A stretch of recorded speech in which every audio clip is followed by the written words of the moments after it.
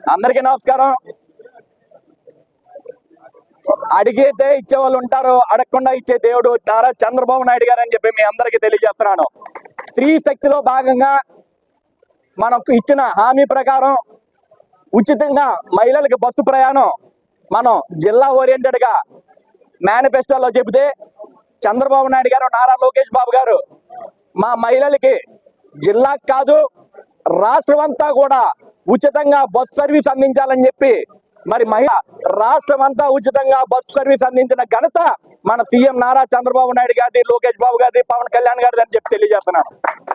అందువిధంగా అడగకుండానే ఆటో డ్రైవర్లు మరి అందరూ కూడా మహిళలకు ఉచితంగా బస్ సర్వీస్ ఇవ్వడం వల్ల వాళ్ళకి సర్వీస్ తగ్గుతుందన్న మోటివ్తో మరి నారా చంద్రబాబు నాయుడు గారు ఈరోజు ఆటో డ్రైవర్లు సమీక్షంగా అందరినీ కూడా మరి సంవత్సరానికి ఒక్కొక్క ఆటో డ్రైవర్ కి 15,000 రూపాయలు ప్రకటించినటువంటి ఘనత నారా చంద్రబాబు నాయుడు గారిని మీ అందరికీ తెలియజేస్తున్నాను.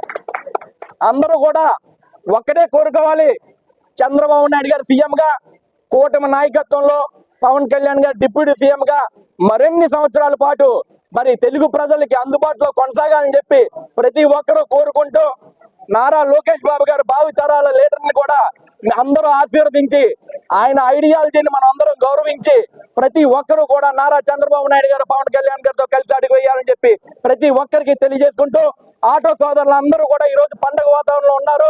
ప్రతి ఒక్కరు కూడా ఆనందంగా ఉన్నారని చెప్పి తెలియజేసుకుంటూ నమస్కారం తీసుకుంటున్నాం.